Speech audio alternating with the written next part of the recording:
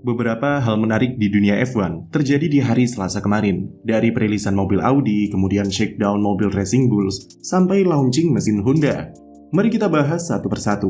Kita mulai dari Audi yang jadi tim keempat yang menunjukkan livery terbaru untuk F1 musim 2026. Perilisan yang dilakukan pada dini hari tadi ini berlangsung dengan sebuah event di Berlin dengan beberapa pertunjukan serta pidato sambutan dari pejabat Audi.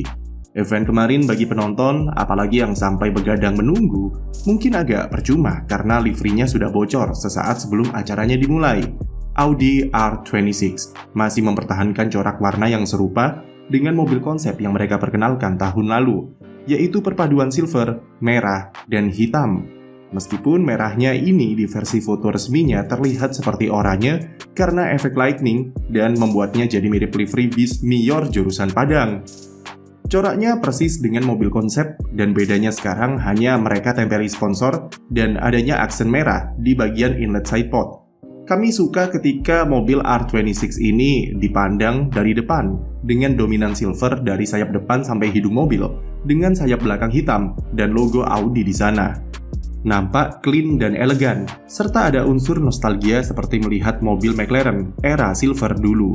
Tapi ketika dari samping rasanya cukup aneh dan agak gregetan karena separasi warnanya sangat kaku serta terkesan nanggung. Banyak orang bilang di komentar, jika dilihat dari samping Audi nampak seperti tim Kerehore yang minim sponsor dan seperti tak punya budget untuk merekrut desainer livery.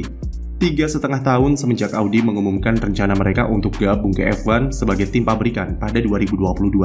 Akhirnya mereka sampai pada pintu gerbang untuk memulai petualangan baru di dunia balap. Dengan bekal kesuksesan di Le Mans, Formula E, dan Rally Dakar, ambisi Audi tidak bisa diremehkan begitu saja sebagai salah satu pabrikan dengan nama besar di dunia balap. Namun di saat yang sama, Audi sangat paham tantangan yang dihadapi sangatlah besar dengan dunia F1 yang super kompleks dan apalah artinya nama besar jika tak dibuktikan di sirkuit. Oleh karena itu, selain berambisi untuk sukses di F1, Audi juga ingin menekan ambisi besarnya tersebut dengan perasaan membumi. Berdasarkan fakta bahwa mereka memulai segalanya dari nol sebagai tim pabrikan dan harus belajar banyak hal. Target Audi masih sama, yaitu bisa kompetitif di baris depan pada tahun 2030. Dan mereka ingin Audi menjadi salah satu tim yang sukses di F1. Pekan lalu, tim sudah lakoni shakedown perdana di Catalunya dengan hasil yang relatif positif, tanpa adanya masalah berarti di power unit dan mobil. Selanjutnya bagi Audi adalah shakedown serentak di sirkuit yang sama selama 5 hari di akhir Januari nanti. Beralih ke topik lain, ada Racing Bulls yang akhirnya untuk pertama kali mengetes mobil terbaru mereka di sirkuit Imola. Mobil V-Carb 03 menjalani sesi shakedown sepanjang 15 km yang sekaligus jadi momen perdana bagi mesin RBPT Ford dijalankan di sirkuit secara langsung. Liam Lawson berkesempatan jadi yang pertama menjajal mobil baru tersebut, dan impresi dari suara mesin RBPT cukup garang ketika keluar pit.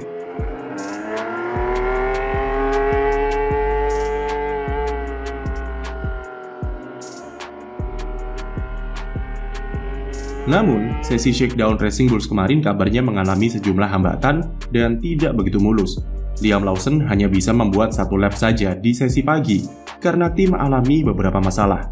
Belum jelas apakah berhubungan dengan mesin atau tidak, tapi beginilah tujuan asli shakedown, yaitu untuk mengetahui masalah apa yang dialami di mobil, terutama bagi mesin RBPT yang pertama kalinya diuji langsung di track.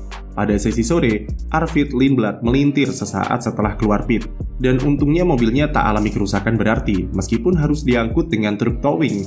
Lindblad akhirnya bisa lakukan tambahan 2 putaran setelah itu. Dan hari ini, Racing Bulls rencananya akan jalani filming day di sirkuit yang sama. Ada beberapa hal menarik dari tampilan mobil V-Carb 03 yang selain lebih cakep di sirkuit, tapi secara desain juga ada perbedaan dari versi rendering saat rilis. Dari depan, lekukan bentuk hidung nampak lebih menurun dari versi render untuk optimalisasi airflow ke arah floor dan menambah beban di area hidung secara keseluruhan. Di area end plate, di versi shakedown nampak lebih kompleks dengan adanya winglet untuk arahkan airflow keluar atau outbox. Terdapat pula elemen vortex generator yang fungsinya sama sebagai pembentuk outburst. Di area tengah, perbedaan terbesar ada di area sidepod dengan inlet yang lebih tinggi dan undercut lebih ekstrim di versi shakedown untuk alirkan airflow lebih agresif ke area floor dan menambah downforce di tengah mobil. Bentuk sidepodnya sendiri juga nampak lebih ramping, ditambah dengan engine cover yang ringkas, membuat area floornya cukup terbuka untuk optimalkan airflow yang mengarah ke belakang dan memperkuat kerja diffuser. Terdapat elemen pengait floor yang terakhir kali terlihat pada musim 2022 atau di musim pertama penerapan regulasi ground effect. Entah apa fungsinya, namun kemungkinan besar hanya untuk berjaga-jaga jika terdapat masalah aerodinamika di area tersebut. Model floor dengan high rake atau mobil nungging juga dikonfirmasi kembali ke mobil 2026 yang fungsinya adalah memperbanyak serta mempercepat airflow yang mengalir ke bagian bawah untuk perkuat downforce. Komponen yang paling menyita perhatian adalah ukuran airbox yang nampak sangat besar di Racing Bulls. Ukuran baterai yang 3 kali lebih besar dan lebih bertenaga membuatnya perlu pendinginan ekstra, dan RBPT Ford sepertinya sedang menguji konfigurasi ini untuk sistem coolingnya. Secara overall, sesi shakedown kemarin menunjukkan jika mobil rendering dari launching kemarin adalah desain mobil asli dengan beberapa modifikasi. Setidaknya desain ini akan dipakai di Catalunya pekan depan dan diprediksi bakal berubah lagi pada tes pramusim Bahrain pada Februari nanti. Meski tidak berjalan mulus, tapi itulah tujuan shakedown sebenarnya. Lebih baik mengetahui masalah di awal dan segera memperbaikinya daripada terlambat, terutama bagi Arvid Lindblad yang melintir. Publik tidak perlu langsung menghakimi melihat statusnya sebagai rookie yang pertama kalinya kemudikan mobil F1 di kondisi hujan dan aspal dingin seperti kemarin.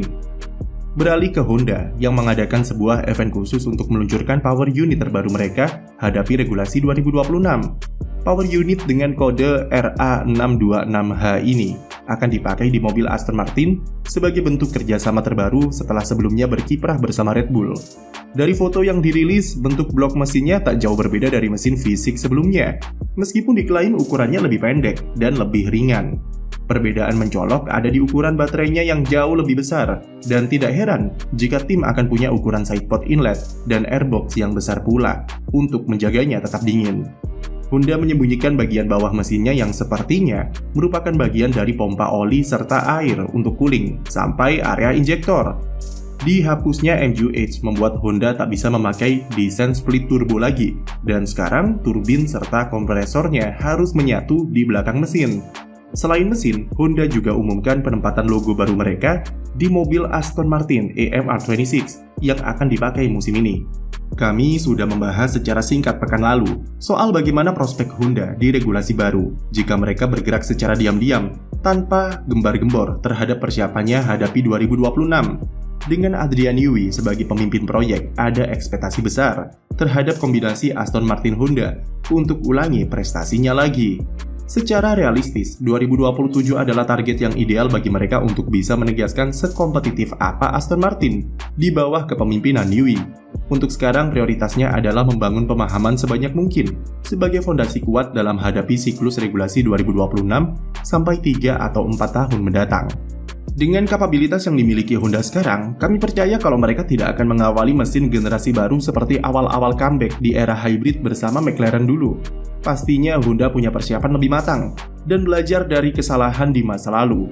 Integrasi dengan Aston Martin seharusnya tidak ada masalah berarti, karena Newey pernah mendesain mobil bermesin Honda selama di Red Bull, dan beliaulah yang tahu apa saja keunggulan mesin pabrikan Jepang tersebut jika digabungkan dengan sasis buatannya. Terlalu dini untuk menilai, tapi bisa sekali lagi menggebrak 5 besar dan lebih konsisten di barisan papan tengah adalah target realistis bagi Aston Martin di 2026 sebelum memasang ambisi lebih besar di tahun berikutnya.